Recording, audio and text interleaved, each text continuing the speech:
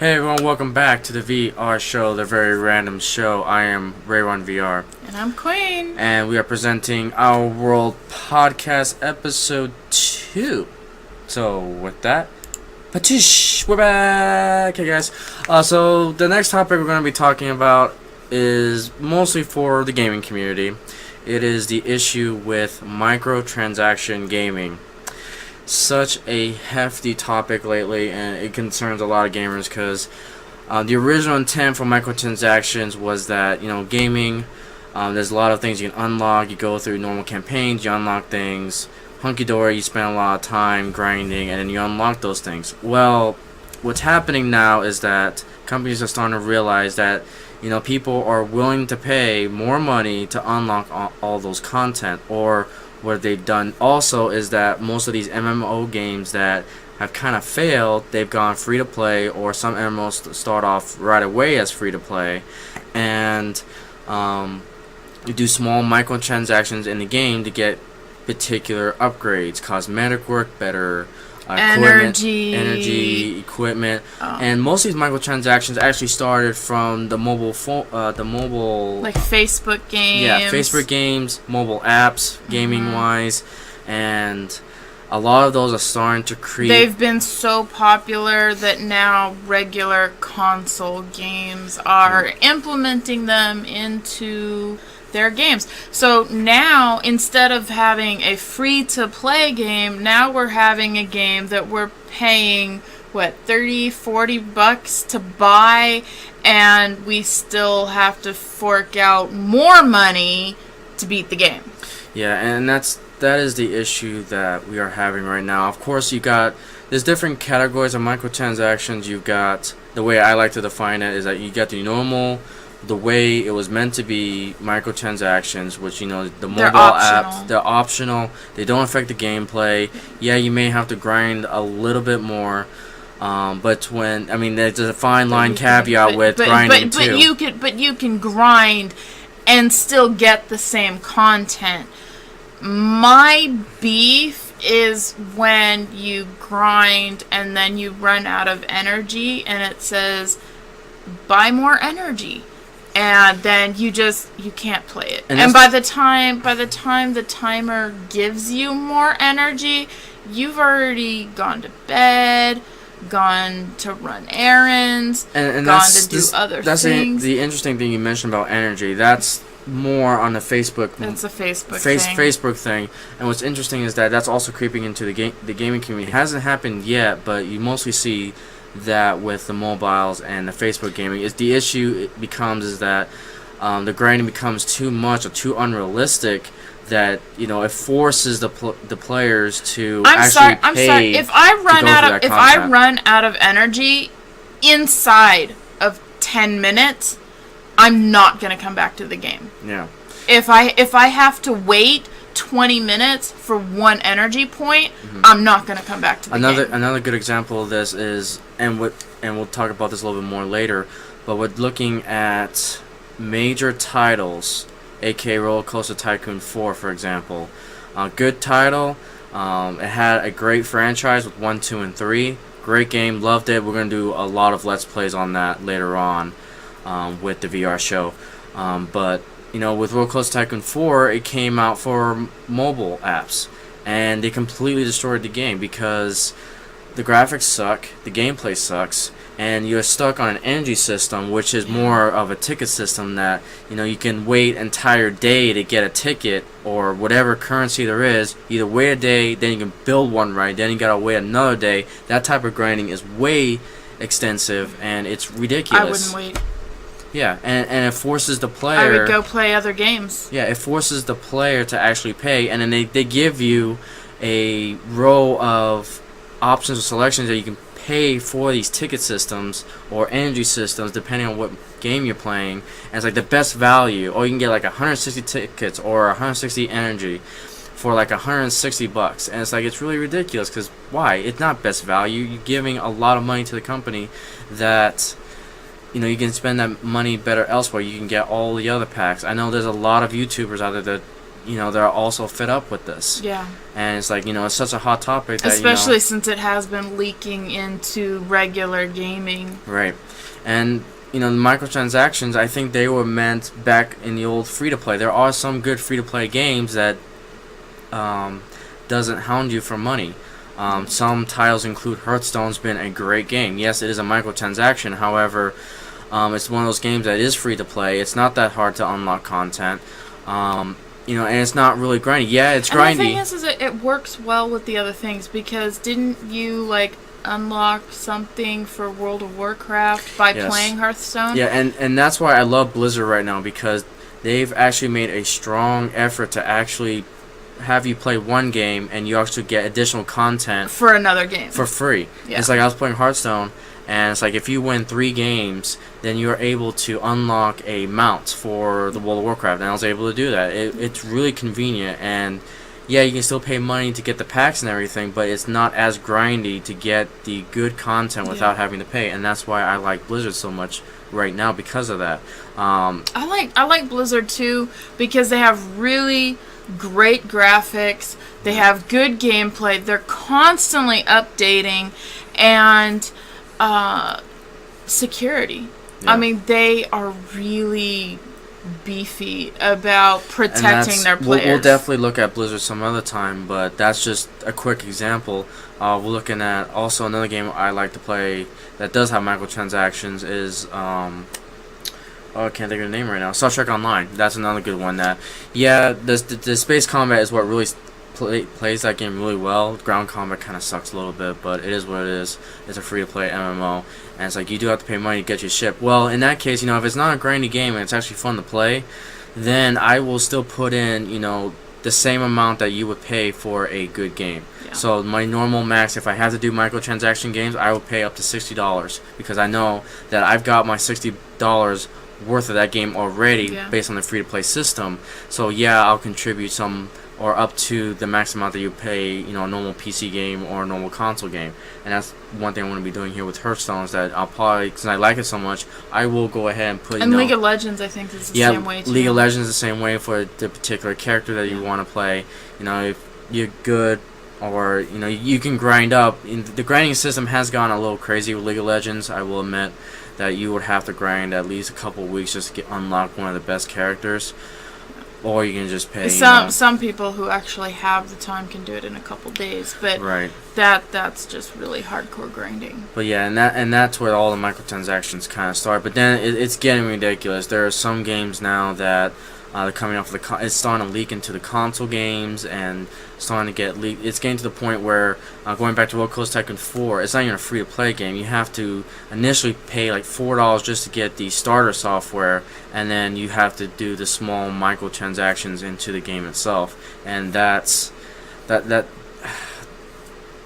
money and hogging it. It's ridiculous. Sims 3, you even see the microtransactions in that too.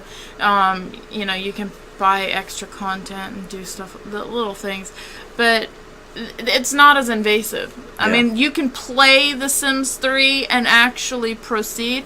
The microtransactions in that game are completely cosmetic. It is. It's the person's choice. They're not forcing it down your neck. They're not. I think it's really well done in The Sims, and I think other games could kind of lean towards that, so it's optional, purely optional.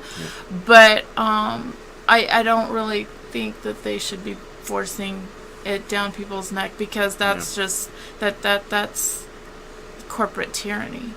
Yeah, it's really protested now. It's ridiculous the way microtransactions are starting to get out of control. We're starting to see games become less grindy, more grindy, as make it harder to get to the end content, because the companies are trying to force you to pay another fee, or basically nickel and diming you to death, and it's getting ridiculous. I was talking to my father about it, and he pretty much said it best, to where, video games, where did video games start? It started In the arcades. It started in the arcades. And, Pinball you used to pay a nickel, a dime, a quarter, and then a dollar, a quarter, and so forth just to play a game and continue that game. It's sad that history repeats itself, and we've gone full circle. We've gone full circle. It's like now we're starting to see the rise of microtransactions. It's like, you know what? We're just playing the arcade game all over again. So if you want, it's getting worse though because you gotta pay. It's just the console, the unit the game is on is smaller.